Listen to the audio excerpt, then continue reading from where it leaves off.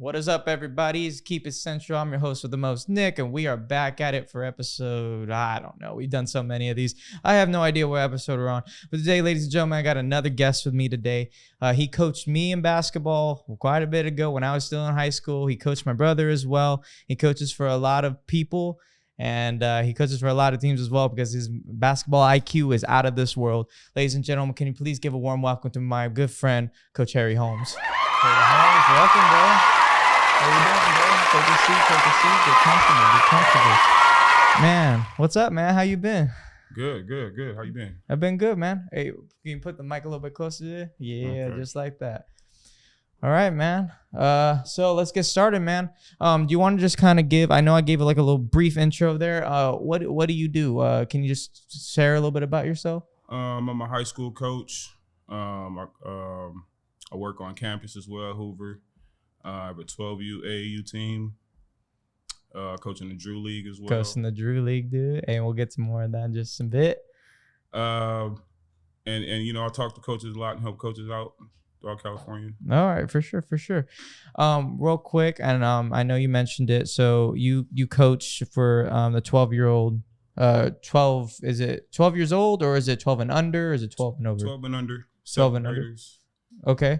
And for that, do you is there anything that you see like talent wise? Because obviously Fresno is a lot known for their talent. Obviously, you got Jalen Green that came out of Fresno. He's obviously second pick in the draft in the NBA. Is there anyone, or do you see anything in our youth today with their skills that you're like, okay, this could be the future of basketball in Fresno or in college around Fresno State or even in the NBA? Do you see that at all? Or well, it takes 10,000 hours to master anything. So once a player starts playing, it just matters where they started off at. So for me, if they start off younger, then they'll be able to match the competition, you know, regardless of where they're at when they get to that certain age, when college comes around or even high school. Yeah, absolutely. So I know you coach kids. What is there? We know there's like unstoppable moves. Obviously, we see in the NBA, you see Kareem Abdul-Jabbar and the sky hook. Do you think, or when you coach, is there like a quote unquote unstoppable move that you believe that will catch a defender off guard, or something that's like the first thing you teach someone when they're trying to, you know, get off and try to get a bucket? Well, if you're going downhill like full court, for me, the in and out. And that's a classic move. And then if somebody's going to sit on the in and out cross, they'll have somebody jumping. I call it looking like a typewriter where their whole body just shift out your direction. Yeah, for sure, bro, for sure. In and out cross, in the half court set. It depends on your defender. Like, you know, some guys play defense hands on, some guys play hands off. If they're playing hands off, then I'm just gonna keep attacking until I make contact with them. Okay. So some defenders don't even need moves. In the Central Valley, they play a lot of hands off defense. So you know, that's why, you know, I try to take my kids up around the state of California so they can see and feel different type of defenses. Like, because cities in the whole play a certain type of way. Okay, and then is there something that you would do for a different set of defense, whether that's man-on-man or you do for a zone? Is there like a different type of offense that you would run for each one? Yes, for sure. For man, I like to keep the floor spread with my shooters in the corner. I like to screen and roll in the man. Even in a zone, you can come up and screen that top guy, and you can create a mismatch or a one-on-one or some type of something where if you attack that screen, the guy in the corner is open, or the guy is at a one-on-one with that other guy that's in the zone right there. Yeah, for sure. So going up and going into, you said you coached in the Drew League, man, and that to me is like, that's next level. Like, that's going up there, because now you're going with guys that are most likely going to be professionals, right?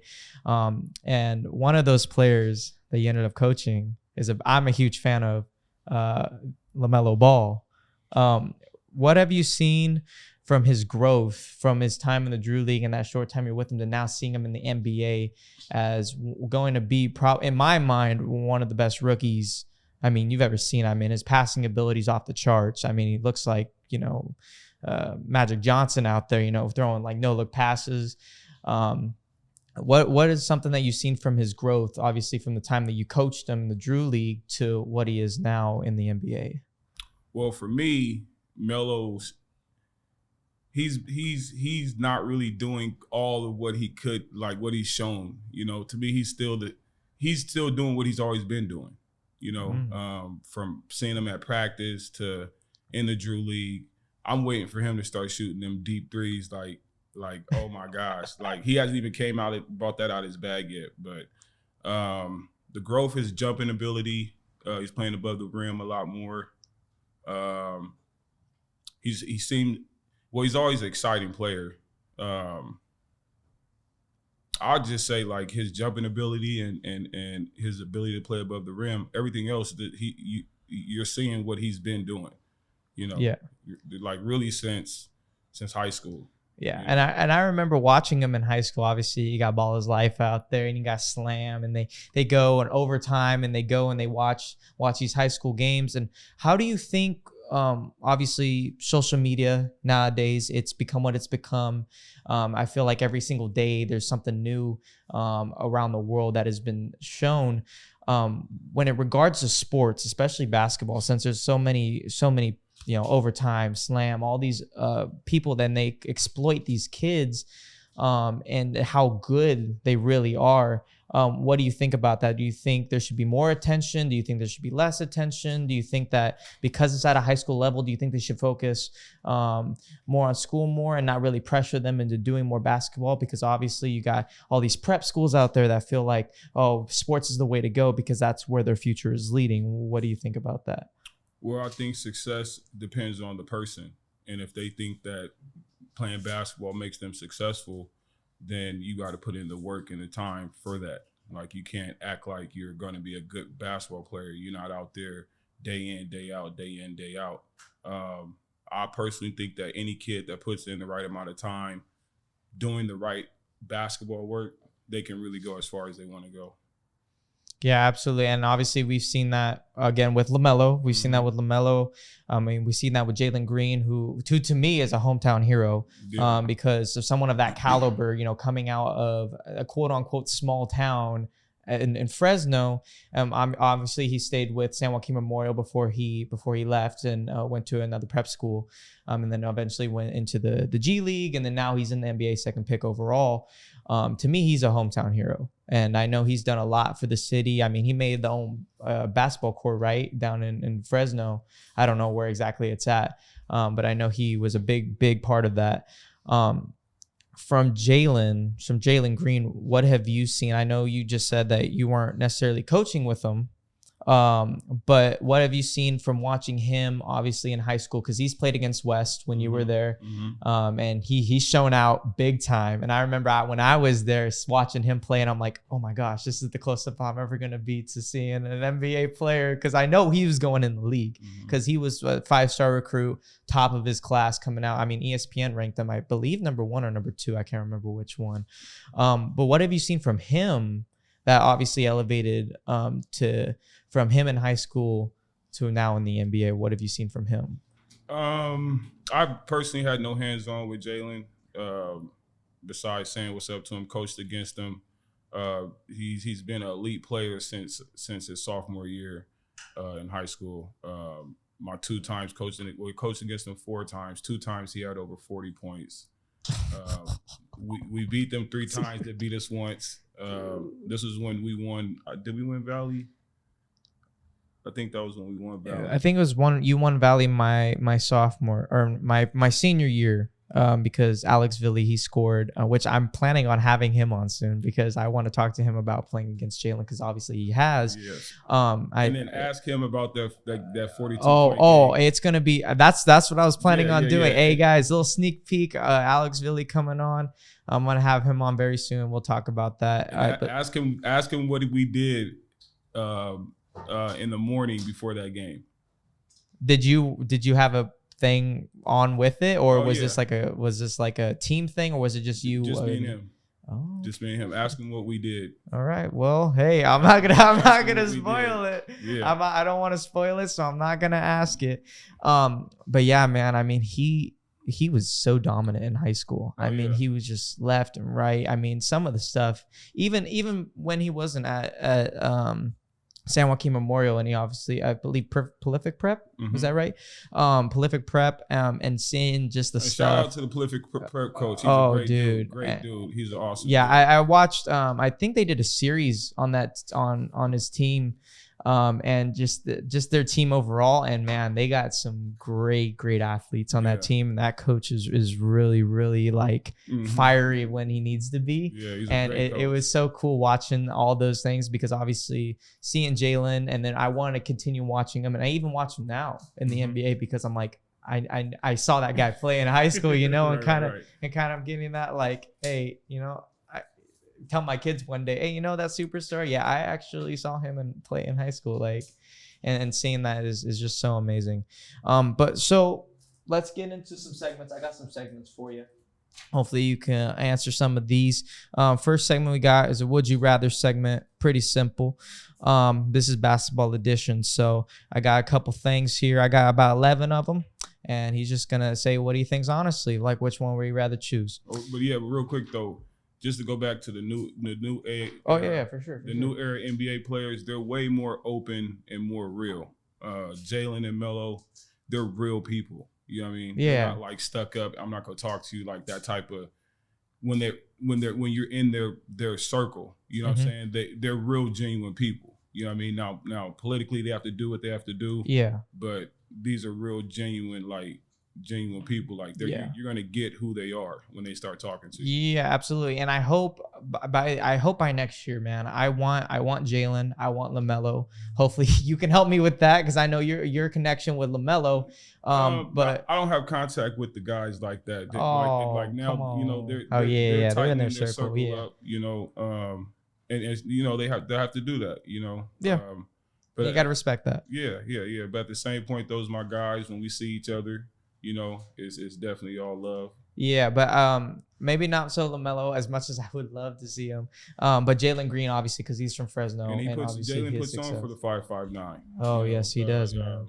And as we all should, because we're all trying to blow the 5.59 up. Yeah, and which me and Nemo have talked about it. Nemo, my editor and producer, we talked about it, saying like, yo, one day Fresno is gonna be that LA is gonna be that Bay Area. It's gonna explode. Because it has the elements. It has the elements here. It's just getting it out there. No, it's the collaboration. You know what I mean? A lot of people aren't willing to collab all they have to help somebody else if it doesn't benefit them. That's really the holdback from Fresno versus LA or some in Southern California. Everybody's trying to, how can we collab to get this happening, to get this popping? And that's what I hope with this podcast, obviously bringing content creators, whether that's YouTube or small business owners or people that are like in the NBA, it's celebrities that come from here, and saying like, yo, like Fresno is going to be that new LA area. It's going to be a staple ground for creators and YouTubers and Instagram stars and you name it. Right. And I want to give people a platform that don't necessarily maybe not have one yet to come on here and make that explode, right? Because that's my main goal at the end of the day, and I believe it's gonna happen very, very, very soon, and I can't wait for you. And obviously, you're gonna be part of it because you were here. So, and I definitely want, as my success, I want it to be your success as well. Yeah. And anyone that steps in here, I want them to have that same thing. Yeah. So, anyways, they are genuine people, and I talk to Nemo about this. If this thing ends up, blasted off out of here, right, and I get that quote unquote famous or celebrity status, I don't want to go out of my way and not, take a picture with somebody or sign an autograph, because at the end of the day, you don't know what that person's going through, and your smile, your picture, your autograph may uplift them. And I don't want to take that away from somebody just because I'm on a schedule, right. So I want to be like that to my fans and the people who look up to me. Yeah, and just thinking about the pros that I was around when I was 15 and 16 coming up, it was a lot of them that was standoffish and stuck up. Yeah. To the sense of you're beneath me type of thing. But it was like Kobe Bryant, he wasn't like that. He was like Lamelo and like how Jalen is, real open and genuine. You know what I mean? Yeah, for sure. All right, so let's get back into the segment, bro. That was I love that. That was awesome, man. So let's get into the Would You Rather. I got 11 questions for you, and then right after that, we'll move into fact or myth. That'll be our second segment. So Would You Rather, let's go right now. Well, number one, would you rather win an MVP or win a chip? Which one you doing? Oh, win a chip. Win a chip over MVP? Over MVP. If you had to get like multiple MVPs or multiple chips, you'd rather have the chips as well? I would rather have multiple chips and maybe one MVP. One MVP? But if that MVP trumps winning the championship, I'd rather win the championship. Okay. All right. I agree with you on that because I feel like the chips are what matter. I mean, the MVP kind of comes as like a close second, but not as much as obviously winning the chip because you went all the way and you did it. Yeah. Number two, would you rather have a shoe named after you or an award? So whether you have your own shoe or your own award? Award. Own award. What would your award be? Like if you had to give yourself an award or if they made an award after your name, what award would you want it to be? Most inspirational. Oh, I like that, man. That's a good one. Would you? This one's a funny one. But would you rather be the greatest mascot or the greatest water boy? Greatest water boy. I'll get that water like no other. Now, would it be water or would it be Gatorade? It'll be water. Water? Water, room temperature water, not cold water if they're on the bench, because the body takes 98% to heat up. So if you could drink cold water, I heard about that. I heard that's cold true. Water is going to take your energy up to warm it up. So people getting water for me is go get in and be energized. Okay. Would you rather be tall and slow or short and fast? Tall and slow. Rather be tall and slow? Because then at least my sons would be tall. Was that a guaranteed NBA walk on or like what is that? I don't know, but if I'm tall and slow, then I'm gonna teach my son how not to be tall.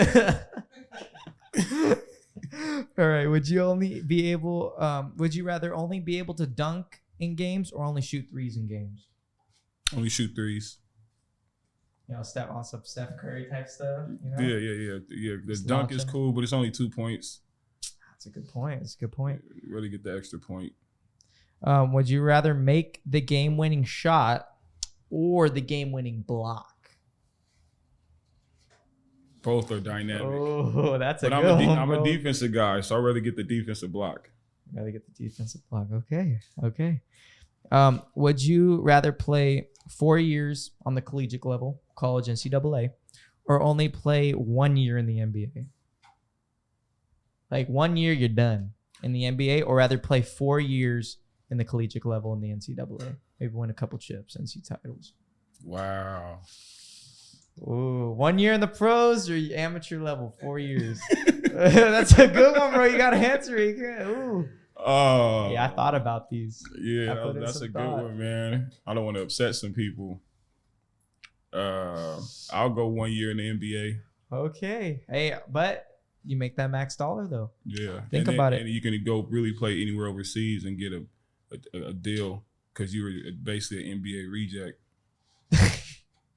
You know what I mean? Yeah, I know what you mean. I got you. Take the NBA guys that's touched the NBA than a college guy. Sometimes, you know what I mean? Okay. I knew that was gonna be good. Would you rather do a trick shot or a trick dunk? Trick dunk. Yeah, I was thinking the same thing. And speaking of trick dunks, Jalen Green, man, some of his dunks, oh my gosh. I think he should be in the dunk contest. I think he'll be really good at it. Yeah. I think he would be phenomenal at it. Would you rather windmill or 360 a dunk? Windmill. It's just that power or what is it? Just I like how the ball sounds and goes through when you do a windmill. Windmill. A 360 that just looks cute, like a ballerina. Give me some power. Dang. Yeah, okay. Would you rather have Russell Westbrook's athleticism and his drive and mentality, or Steph Curry shooting and dribbling? Steph Curry shooting and dribbling. That's all day. Yeah, I agree with that because I'm a Golden State Warrior fan, so I agree with that. All right. For the last one, this is an age-old debate. You got to pick him, man, because everybody knows this one. MJ or LeBron? Which one you choosing, man? All-time GOAT. Kobe. Which one? Oh.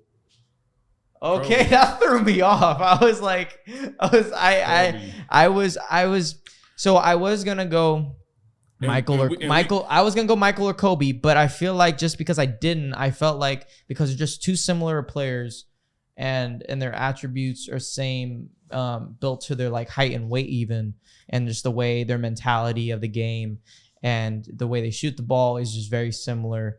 And their defense, obviously, they're defensive-minded players as well. That's why I didn't really put Kobe and Michael together because I feel like that would be a little bit too close to call. So that's why I put LeBron. But so you say Kobe. Listen, LeBron's not even the best player in the league right now. So I don't know how the GOAT talks keeps on going about LeBron because he's not even the best player playing, right? He's not the best active player right now. Hot take. Now when Kobe played in his prime, everybody knew he was the man. That was true. Jordan played, everybody knew he was the man. Now this is why I say this is why I say Kobe over Jordan. Because when Jordan played, the NBA line was 3 feet forward. And Jordan didn't see the defense that Kobe saw.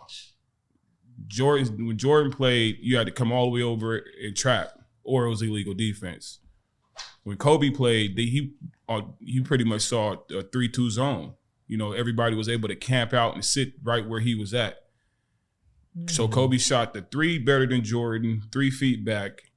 Kobe hurt his right hand one year, and he was shooting threes with his left hand, with the 3 feet back. So to me, his skill level was higher than Jordan. He saw a way harder defense than Jordan, and he still produced more than Jordan. So let's take that a step first. So do you think if Kobe played back in MJ's era, like against the Bad Boy Pistons, if they played against any of those good defensive teams, New York Knicks at the time with Ewing, I kind of don't really know my basketball back then, but I know obviously the Bad Boy Pistons was that defensive team that MJ had to go against, and that was like their quote unquote rival of that era. So do you think Kobe would be able to withstand that force from the Bad Boys like MJ did? Yeah, but I don't think there's no Kobe without Jordan because Kobe had to mimic the best. He was the best mimicker. So I would say Kobe would have been able to do it, but he wouldn't have had a blueprint without Jordan. Gotcha. Okay, so in your mind, Kobe's number one. Kobe's number one. So then who's number two? Is it MJ? MJ. Who do you have number three? We're kind of getting. I want to hear this because it's very, very interesting. Because I didn't think you would put Kobe number one, but yeah, Kobe, I see why people do. So when you go in top 5, you kind of got to go top 5 of that position. You got to go top 5 point guard. You got to go top 5 So you can't go top 5 all time. You can't go top 5 like that because then you go Wilt Chamberlain. Where does he fit in at that? Or like Bill Russell winning all the 11 champs. You know what I'm saying? You got to say that's the best center or the best shooting guard or the best point guard or So then let's say this. What's your all-time team then? The Lakers. Favorite team or the best? Well, I would say team? Like your favorite team. Let's say your favorite team, and then like if you had to recruit from any era, what would be your starting 5 from any era? Sheesh. He's really going into this, so I gotta ask. Okay, so I gotta know. So I would put Jordan at the 1. Nah, I'll probably put Kobe at the 1, Jordan at the 2.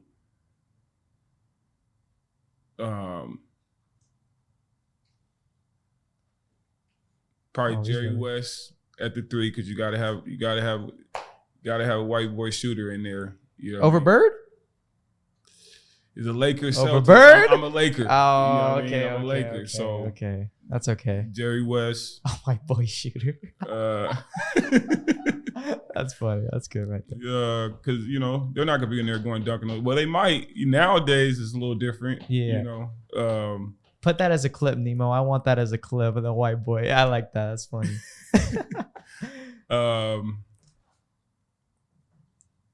Shaq Diesel Ooh. at the center. And then you got your power forward left.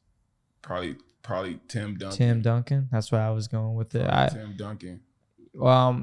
Let's say you had to pick from today's era.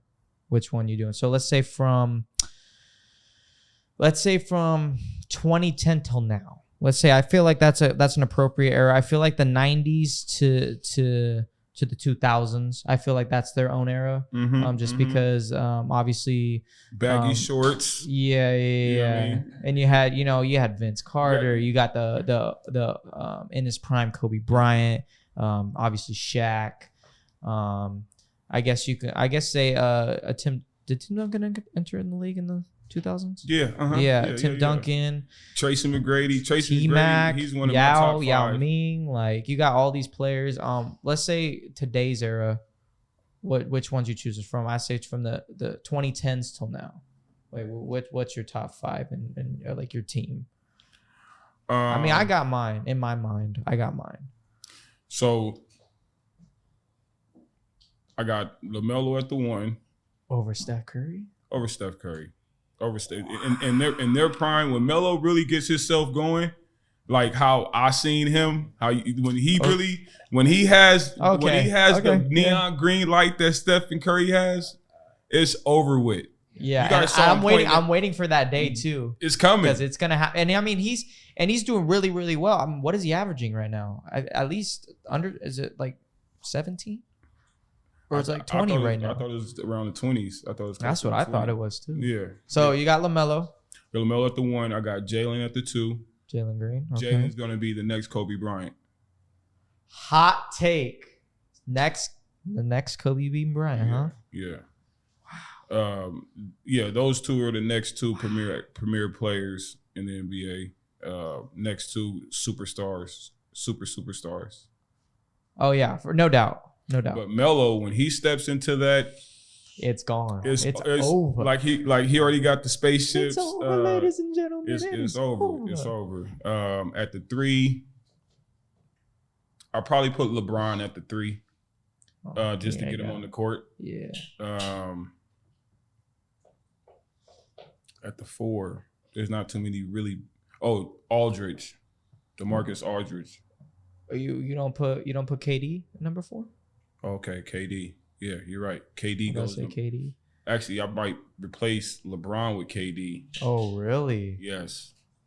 Oh boy. And I'll put LeBron at the 3. Aldridge.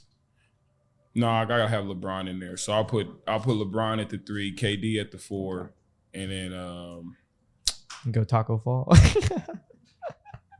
Taco Fall. Who's a big man? You got Jokic. You got. I'm trying to think of anything. Anthony Davis, maybe.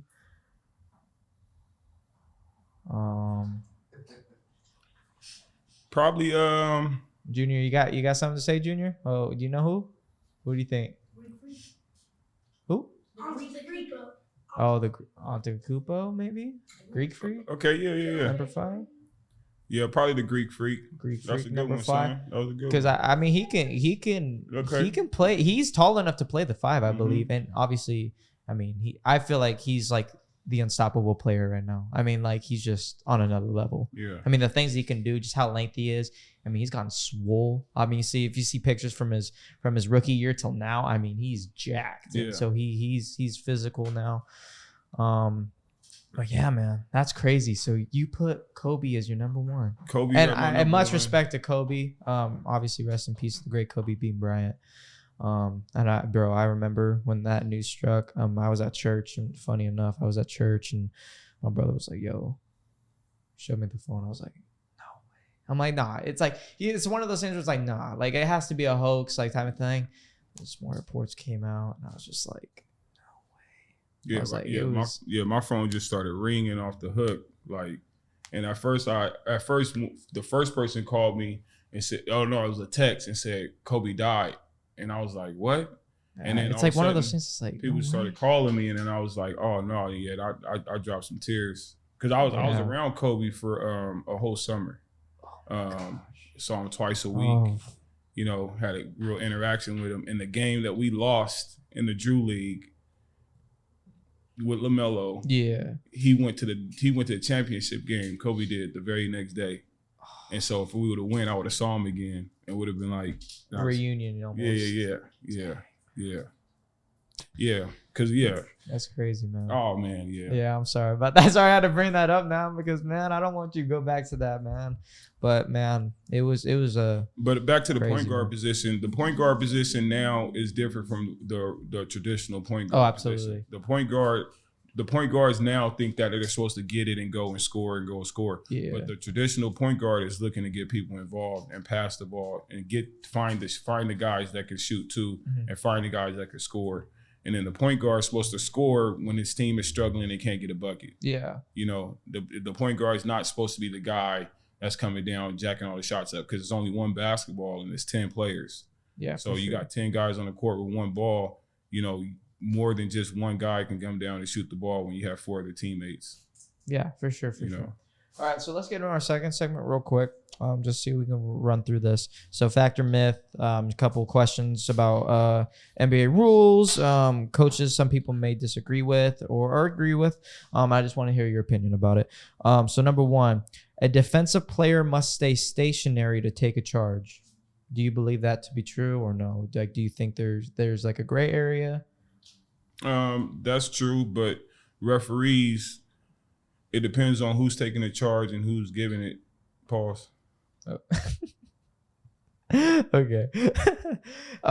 Number 2, a dribble that bounces above a dribbler's head is an illegal dribble violation, or do you think that's acceptable? No, it's a dribbling violation. It is. It's a carry. Number 3, reaching in is a foul, or is that just playing good defense? I reach, I get steals, but if I can hit the ball without touching the person, then that's legal. Oh, okay. Do you believe an over the back like call is a foul, or do you just think of that as just he's just taller? Like, how should that be an over the back if he's just taller than the guy that's trying to grab it as well? I've heard referees say even if he don't touch the guy, the fact that you're coming over him, it's a foul. I don't agree with that. Yeah, I don't think so. Because if you're a big man, like what else are you supposed to do? Right. Like if it's right there and you can grab it. And if there's a guy shorter than you, that's his problem. You know? Right. Yeah. Like you shouldn't be going for that. Yeah, rebound. but if they're hitting the guy, moving him up, and then getting the ball, okay. You know, that's over the back. Okay. Do you believe that if it looks funny, it must be traveling? No, but to the untrained eye, anything that looks funny, they're gonna call travel. Gotcha. So you got to actually know what you're doing. You got to know the different moves that kids are coming up with and that trainers are coming up with to elude the defender. So like usually they'll go hop step and then show the ball. Yeah. Now they're showing the ball on the first one and then going 1-2. So it'll throw a referee off to be like, hold on, that was a travel. Yeah. When really it's not. It's just awkward. You know, it's different. It's just a different move that they're coming up with, and you guys gotta know. Got you. After a player has ended a dribble and has fumbled the ball, that player may not recover it without violating. Say it again. So it says, I don't know. I just it says. No. That's it says after a player has ended the dribble and he fumbled the ball. So like I don't know if he just ended up dropping it or whatnot. That player cannot grab that ball again, or can he? Like so, like let's say he had it and he for whatever just accidentally dropped it and he grabbed it again. Would that be a foul or would that be a violation, or what do you think about that? Well, off thinking about it, I would think that he can pick it back up, but off thinking about it, he can't because now he just moved with the ball, so that's travel. So if I have the ball and it falls out my hand and I go 2 feet and pick it up, well, then I can just keep doing that up the court. No, it's travel. Gotcha. You know, so. But obviously, if someone hits it out of your hand, then you can go again. Gotcha. And so what I used to do back in the day, what people used to do is they'll just throw it off the person to get it again, and then so they can get their dribble alive. Because the only person do is have to touch it. Can they do that now? Yeah. If I don't have my dribble and I throw it off your leg and I get it again, yeah, ball's alive. I can dribble it. Okay. Yeah, this is It's a coaching moment right here for all you guys. And also, too, let me say this: when y'all playing defense and everybody, I mean, when people were playing 1-on-1 and the people were playing at the park, the defense is supposed to call the foul. Yeah. So offensive guys, you go into the cup and you throwing up your hands like this and doing all this to try to draw a foul. The defense guy calls the foul. Yeah. Quick. Okay. Let's get back to it. Referees should not make calls that decide the outcome of a game. Do you believe that? Do you believe like within the last maybe 15 minutes they shouldn't, call? I mean, unless it's like shown like, yo, I fouled this guy. Do you believe that they should not make calls to decide an outcome of a game, like whether there's like no time left or whatever? Yeah, I don't think they should. They should let whatever play, whatever happens, unless it's blatant. Yeah. Yeah, because that just takes away from the game itself, especially if it's a close game, it's an exciting game, and then a referee makes a call, then they make the game about them and not about the game. Yeah, got you. They want to be involved in it, like, oh, I'm gonna blow my whistle and have to run up, and everybody like, oh, people emotionally happy or emotionally sad, and usually that's what home court advantage is, because the referee most of the time is gonna make a call for you, for the home team, to get the crowd all happy about something that he did. Yeah, so they can be like, oh, we want that ref back or something like that. Got you. Do you believe that lifting, like weightlifting, will affect the shooting ability and the shot? I see. Well, growing up, I used to think that if I lifted weights, it'll throw my shot off. But then as I got older, I've learned that lifting weights and getting stronger makes shooting easier, because you're just snapping your wrist. So if you're pretty strong and you have a strong upper body and then even lower body, like you could shoot the ball from pretty far. Pretty deep. Do you believe that calf raises will improve vertical? 100%. 100%. But you got to do it to where your calves hurt to the touch. Really? So like they're like sore. Yeah, like sore, like to where like it hurts to walk. And it's like anytime you're on your toes, it's like just walking upstairs could make them hurt. Yeah. So is there anything else that you think that can improve vertical other than calf raises? Yeah, squats. Really, anything that got to do with your legs. Squats, squat jumps, box jumps, plyometrics. Yeah. Strength shoes. I went and bought a bunch of strength shoes, maybe 15 pair, all different sizes for my kids to work out with. Yeah, for sure. Okay, so now we're kind of wrapping it up a tad bit. Before I do that real quick, because I know for those of you guys that watch it, we got people that have been here. So we have my friend Joey, my friend Drew, and obviously my boy Scatty. They all brought stuff.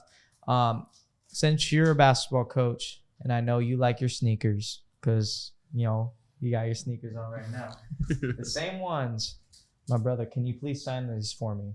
Just anywhere you want. Wherever, and we're gonna put it right here.